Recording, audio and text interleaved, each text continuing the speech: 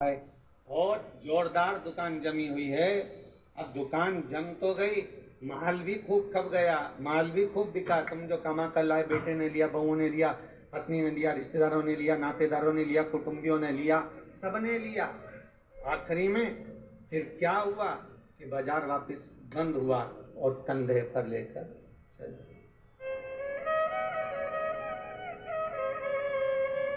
फिर निवेदन करूंगा, तुम दुकान पर बैठकर व्यापार में, व्यवसाय में, नौकरी में, तुम दुकान में जितना बैठकर कमा रहे हो उसका भोग तुम्हारी पत्नी, तुम्हारे बच्चे, बहुएं, पोता पोती, रिश्तेदार, कुटुंबी सब भोगेंगे। पर तुमने जिस तरह से कमाया है उसका भोग तुम्हें अकेले ही भोगना पड़ेगा, कोई दूसरा नहीं भोगेगा।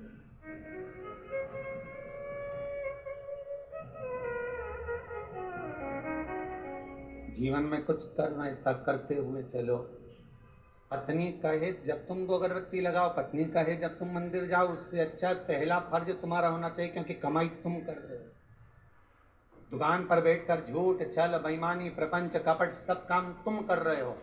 पत्नी ने एक बार भी नहीं बोला कि तुम छल करना, कि बेईमानी करना, कि कपट करना। उसने तो केवल शादी के समय पर 7 भावर ली थी, तब पंडित जी ने खिलवा दिया था। पत्नी के 7 वचन में से एक वचन था कि मैं तुम्हारे साथ ब्याह कर जा रही हूं तो मेरा भरण पोषण तुम्हें करना है, और इतनी सी बात थी। उसके बाद पत्नी ने एक बार भी नहीं कहा कि तुम ढेर सारा कमा कर लेकर आओ।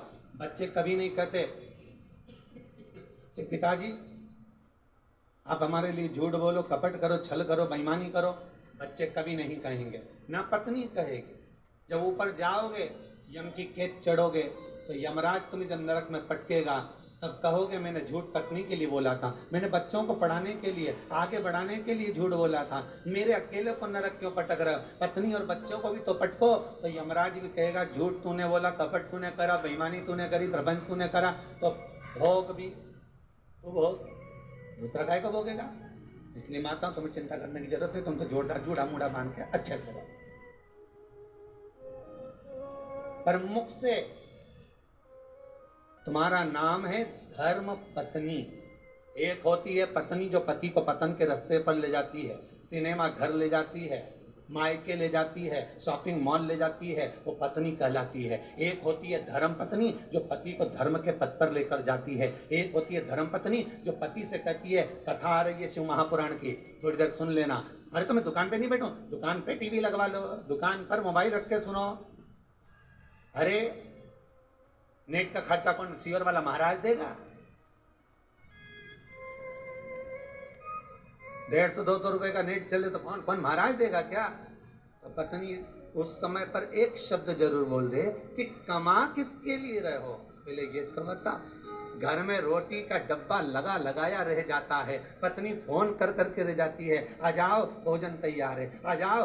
ग्राहक ऐसे टूट पड़ रहे, ऐसे टूट पड़ रहे कि 1 मिनट तो खाना खाने की फुर्सत नहीं। और बच्चा टिफिन लेके आ गया तो टिफिन 2 घंटे तक रखा दिया, ठंडा हो गया, सारा की सारा बेकार हो गया।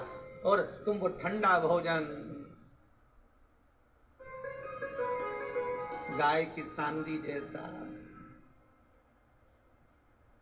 बस खा रहे।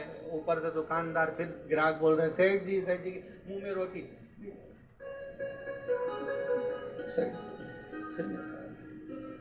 किसके लिए कमाया भाई?